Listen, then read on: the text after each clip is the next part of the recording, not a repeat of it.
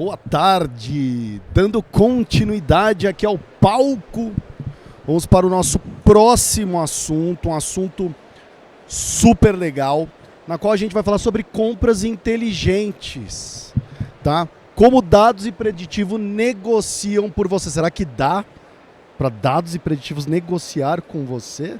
Hein? Não sei. Não sei. Quem sabe? Olha, gente, vamos dando continuidade aqui ao Arena Cast Session dentro do Medical Growth Summit. Para quem não conhece, o Medical Growth Summit faz parte do ecossistema da Rocketbase, então convido a vocês a seguirem a gente, @Rocketbase. Se quiserem me sigam também, @Paulo Crepaldi. Torelli, quem quiser te seguir. Marco Torelli no Instagram. O Instagram é mais pessoal, mas Marco Torelli no LinkedIn. No LinkedIn. Também. Então, Paulo Dois Crepaldi, L's Marco e Torella, 2 L's e Y. Marco aí. Torelli. É isso aí, então fica aí o recadinho. Bom, para começar então o nosso assunto de hoje, eu quero apresentar para vocês um amigo que eu fiz. Então, assim, as amizades que a gente vai fazendo, quando a gente constrói um ecossistema que está tentando desenvolver o ecossistema de saúde, e esse é o nosso grande propósito, e é um dos propósitos meus de vida, como que eu desenvolvo executivos e executivas, passam pessoas na sua vida que são pessoas que agregam demais. E o Marco Torelli é um deles, que eu tive a honra, muito feliz de ter conectado com ele. O Marco Torelli, para quem não conhece, ele é CEO e cofundador da SHS Health Tech. Ele vai contar um pouquinho sobre a história da SHS, mas é uma empresa especializada em dados e preditivo de compras em saúde. Ou seja, dá para fazer. Dá. Não é? É isso aí. Ele atua na capacitação de times do setor com iniciativas que já impactaram milhares de profissionais. Marco, seja bem-vindo. Obrigado. Obrigado, eu que agradeço, Paulo. Muito obrigado aí pelo convite e vai ser uma honra aí contribuir um pouquinho aí do que eu tenho vivido em supply chain aí nesses últimos 5 anos. Aí. Boa. Posso jogar uma provocação já de começar ou não? Pode, tu que manda. Bora? Então vamos lá. Eu já vou começar assim, ó. Se a gente já está discutindo desde manhã que a medicina já usa preditivo para salvar vidas, por que a gente ainda compra materiais e medicamentos de forma reativa, sem inteligência de dados? Bom, a área de supply, eu digo que ela não é uma área muito sexy, eu uso, em relação à questão de inovação para desenvolvimento de tecnologia, cirurgia robótica, desenvolvimento de identificação por imagem. Então, a área de supply, normalmente, quem é do meu setor aqui de hospital, a área de supply, normalmente, ela fica lá no subsolo do hospital. E, inclusive, os profissionais literalmente. Literalmente. Os profissionais de supply falam, a gente não sabe se é dia ou se é noite aqui embaixo. Então, a inovação, ela acaba demorando a chegar ali naquela região. E diferente, né? A gente pega o mercado estadunidense, o mercado dos Estados Unidos, que tem já uma vertente para desenvolvimento de inovação e supply mais forte. Então a gente está começando a falar de compras conjuntas aqui no Brasil. Nós já tivemos tentativas de grandes players que acabaram fracassando por inúmeros fatores que a gente vai abordar aqui, mas também justamente por não ter esse quesito glamuroso de supply. O supply ele nunca está em destaque, né? Então é um aculturamento que a gente está buscando promover aí. Sim. Você falou de compras conjuntas, na minha cabeça vem Groupon, aquele outro do Luciano, não é isso? O que é compras conjuntas? É um pouquinho mais complexo, né? Para a área de materiais e medicamentos é um pouco mais complexo. Mas o conceito é o mesmo. Tá. Você consegue juntar players, é o que grandes redes fazem hoje, né? Consolidação do mercado da saúde. Você tem Redditor e você tem DASA e Amil. Esses players, eles têm um volume muito alto de compra. Isso faz com que na balança eu tenha um preço muito melhor ali da indústria fornecedora. Porém, o mercado do Brasil, hoje a gente tem aí pela ANAP, um dado de 2024, cerca de 6.500, 7.000 hospitais. 80% desses atuam de maneira isolada. Então, 80% desses não conseguem ter essa pujança de negociação que as grandes redes têm. Então, compras conjuntas na área hospitalar é algo que exige a participação técnica, exige diversas teorias para que você consiga aplicar. Diferente de eu comprar uma Coca-Cola Perfeito. em lote no atacadão, comprar um medicamento oncológico, que é um pouquinho mais caro, entendendo o perfil do hospital e a demanda ali, é um pouquinho mais complexo. Né? Você falou do mercado estadunidense, eu peguei um dado que diz o seguinte, que suplementos representam cerca de 10,5% do orçamento médio hospitalar e somam mais de 146,9 bilhões de dólares. Tá? Como que aqui no Brasil isso é mais ou menos igual também? Tem essa representatividade? Aqui no Brasil, o custo de aquisição de materiais e medicamentos de um hospital médio, privado, representa de 30% a 40% do custo do hospital. Tá. Então, fazendo uma matemática básica, se ele gasta 10 milhões, 3 milhões são dedicados, 3, 4 milhões dedicados à compra de materiais Perfeito. e medicamentos.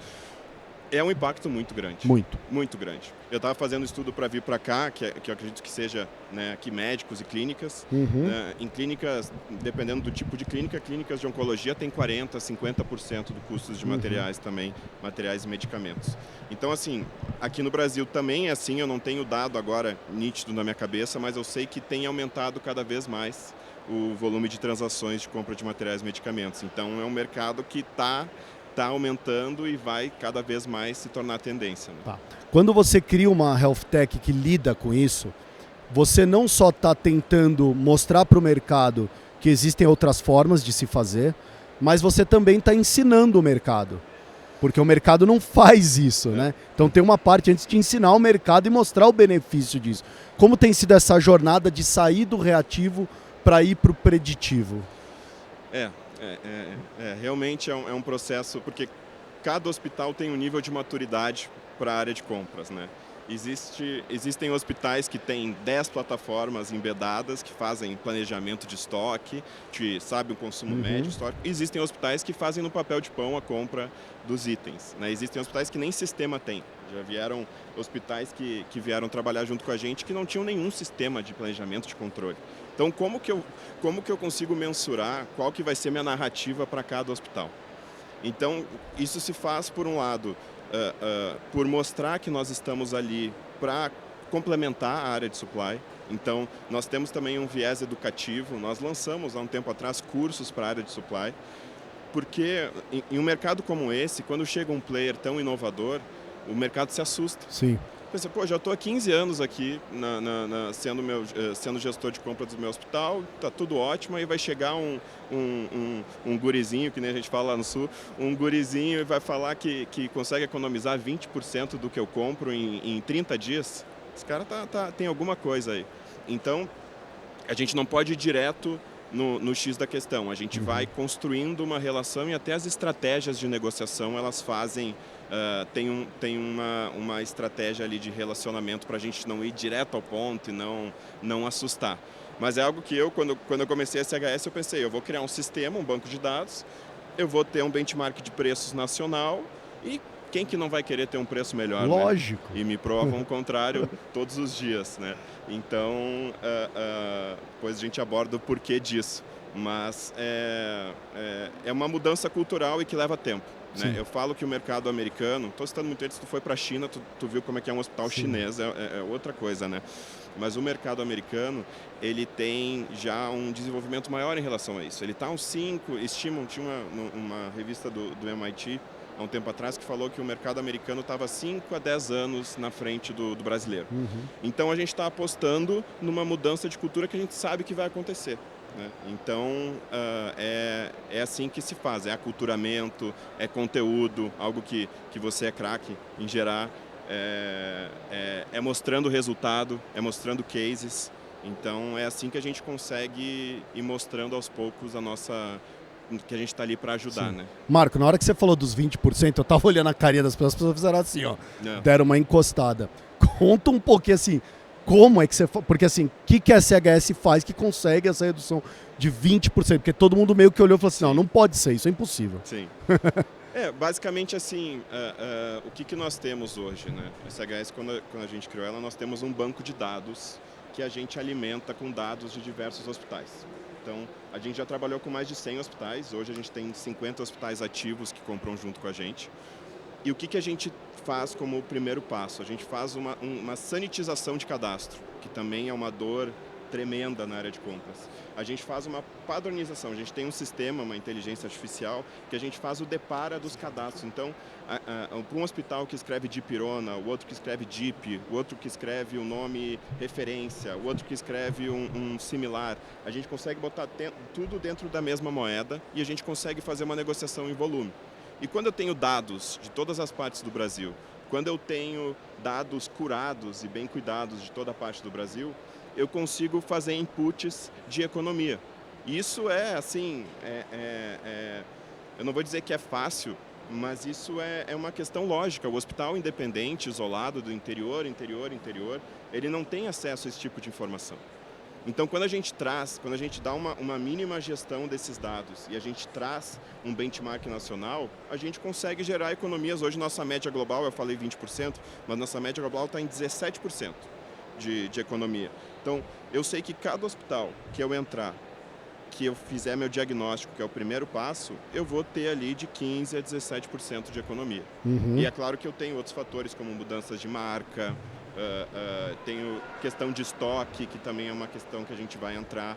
Mas basicamente é assim que a gente faz. A gente tem um panorama geral e dá uma visão do Brasil para esse hospital que às vezes não sabe nem o que o hospital do lado compra, né? Qual o valor que ele compra. Então, basicamente é assim que nós fazemos. Ó, eu soltei a pesquisinha aqui, Marco, para a gente saber, né? Qual o maior desperdício que você enxerga na sua clínica ou hospital, ou onde você acha que está esse desperdício? Enquanto as pessoas estão respondendo aqui para a gente, porque eu quero ver você comentar sobre isso, se eles estão certos ou errados, ou onde realmente está esse desperdício, eu queria começar com você assim, como não transformar esse fornecedor numa pessoa que realmente fala, caramba, a SHS está acabando com o meu mercado aqui. Ou seja, porque a questão em si é uma briga por preço no final das contas. E que o fornecedor vai falar assim, pô, isso é ruim para mim. Né? Então assim, a SHS é um inimigo, amigo, ou é o chamado frenemy, que é o amigo-inimigo? A gente está cutucando para gerar uma mudança no setor. Perfeito. Então isso por vezes pode incomodar ambos os lados. Quem quer o bem para o setor gosta. Sim. Né? Mas obviamente você acaba incomodando algumas pessoas. Né? Mas o hospital ele tem que ter uma relação de camaradagem com o fornecedor. Né? Não tem eu chegar lá e ficar batendo em diminuir o preço, batendo em... Obrigado, Paulo. Batendo né, por centavos para eu querer baixar um preço. Eu preciso ter uma relação de amizade, não amizade, mas eu preciso ter contratos de parceria que durem mais aí de 6 a 12 meses. Eu preciso ter dentro de casa uma gestão de suprimentos eficiente para que eu também não acabe com a vida dele lá fazendo uma compra de urgência. Perfeito. Que vai fazer com que ele tenha que mudar se todo virar o dia nos a dia 30 dele. E eu tenho que também ter uma análise do meu histórico. E aí na SHS a gente faz, né, pega 6, 12, 24 meses para trás, para que eu consiga chegar para aquele fornecedor e falar assim, olha, estou me afastando do microfone, né? Pronto. Olha, eu tenho aqui, esse é o meu consumo médio, esse é meu estoque padrão, então eu preciso que você esteja bem abastecido para que nesses momentos você consiga me atender. Então, o planejamento da gestão do hospital, se o hospital tem um planejamento eficiente, o fornecedor também vai ficar feliz. Né? E se mais hospitais conseguem ter um planejamento eficiente, mais clientes vão vir para o fornecedor. Né? Então, mudanças de marca ou até fazer negociações mais estratégicas com o fornecedor. Isso faz com que o fornecedor... E também tem um outro lado que é assim, muitos hospitais são mal pagadores.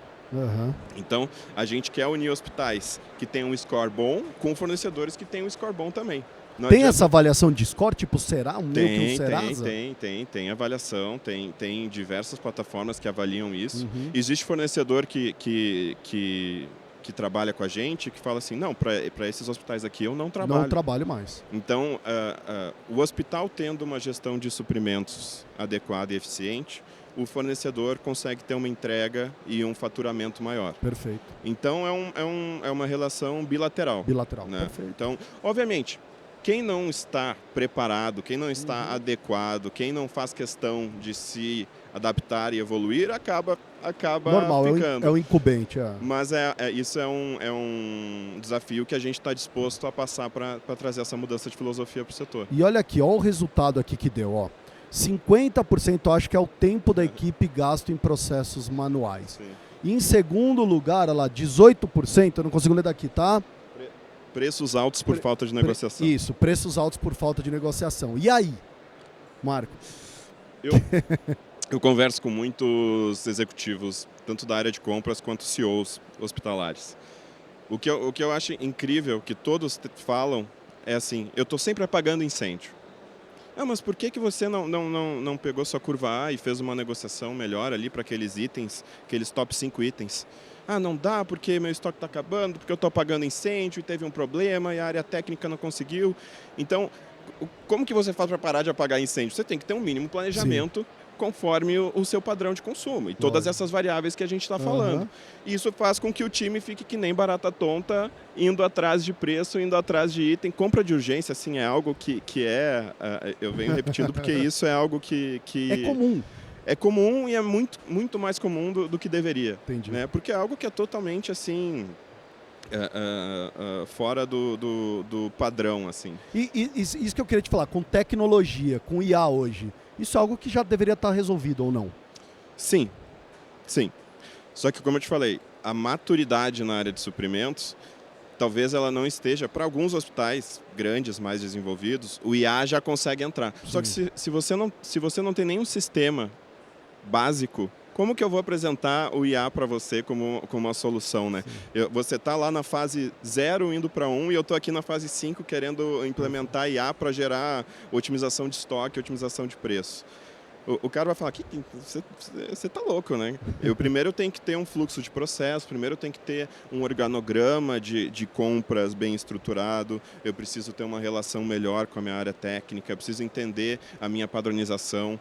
Então, existem isso que eu fui descobrindo nessa aventura aí, que é assim, IA por IA às vezes não resolve. Né? Tem algo que às vezes eu preciso dar a mão para o cara, ensinar umas coisas básicas para depois ele entender o valor da IA. Senão eu vou dar IA para ele, nem ele sabe o que fazer. Né? Eu quero fazer uma dinâmica com você agora para você oferecer uma consultoria aqui para o pessoal de graça. Nós vamos fazer a dinâmica do caso, mata ou fico. Tá. Você vai escolher caso se você assume isso como padrão. Tá. Você vai dizer que mata se você elimina isso do processo dos seus clientes. E você vai falar fico se você mantém nos seus clientes como está, tá bom? Caso, mata ou fico. Exato. Tá. Vamos começar. Monofornecedor mais barato. Caso, mata ou fico? Que mato. Mato. 2 fornecedores com backup definido. Caso. É isso assim? É. Caso. Consórcio de compras regional. Fico. Repor por ponto de pedido mais lead time real. Fico. Lista de compras fixa mensal. Mato. WhatsApp da equipe gritando que está faltando produto. Eu posso até tentar matar, mas isso não vai, isso sobrevive. Que nem no encontro anterior, o WhatsApp ele é a maior ferramenta de comunicação da área de supply dos hospitais que eu já vi. Assim. Existem grupos de todo tipo de hospital, inclusive farmácias de um hospital perguntam para o outro hospital para ver se tem estoque, se o fornecedor tem. Então é um WhatsApp solto aí. Vamos lá, para a última. Estoque de segurança crítico. Caso. Just in time sem dados. Mato. Política de substituto acordado. Caso. Muito bem. Agora, conta um pouquinho do negócio da SHS. Por que você teve essa ideia, Marco, de entrar nesse mercado que você diz que está numa maturidade 0,1 e você trazendo algo que está na maturidade 5? Não te deu um pouco de medo de falar, cara, eu não estou muito à frente do mercado? Eu não sei se é uma questão de medo, né? Eu sempre, quando a gente lida com isso, a gente usa muitas analogias para defender o nosso propósito. Né? Eu me lembro, e eu sempre cito quando falam para mim, falam que não, o hospital não está cooperando, o fornecedor não está cooperando. Eu me lembro quando começou o Uber aqui no Brasil, que os taxistas jogavam pedra no Uber. Exato. Aí eu falo para as pessoas assim, olha, a gente está num momento que a gente está levando pedra agora. Então, daqui um pouco, esse vai ser o único meio que a gente tem para a gente negociar. E os Estados Unidos, isso já é. Os Estados Unidos, a gente já tem leis que já protegem isso. Nos Estados Unidos, o hospital é obrigado a ter um grupo de compras afiliado. Então, é algo que vai acontecer. E eu não tenho medo, eu fico empolgado, porque eu sei que quando passar essa maré, esse repuxo, a gente já vai estar lá na frente. Então, eu fico empolgado por estar investindo em uma área que, como eu falei, não é muito glamurosa, que por vezes não tem muita atenção, e profissionais que buscam valorização. Eu fico motivado para estar nesse setor. Obviamente não é algo que, não, meu sonho sempre foi trabalhar em supply. Obviamente não. Eu tenho aí minha família inteira da área hospitalar. Então, minha mãe é enfermeira, meu pai é gestor de hospital, minha tia também é gestora de hospital.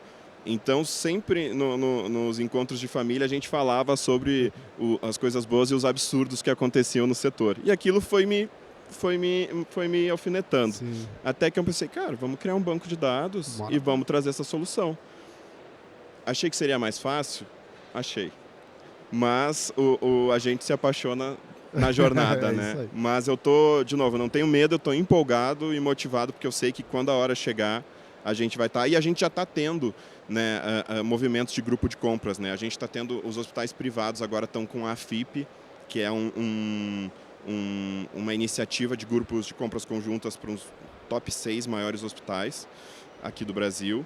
A SHS, a gente foi honrado fazer uma parceria junto com a Falcone, a maior consultoria de gestão do Brasil, junto com a CMB, que é a Confederação Misericórdia Brasileira das Santas Casas do Brasil. A gente tem 1.500 hospitais afiliados com a CMB, hospitais filantrópicos. E a gente foi escolhido para ser o player para realizar a compra conjunta para esses 1.500 players.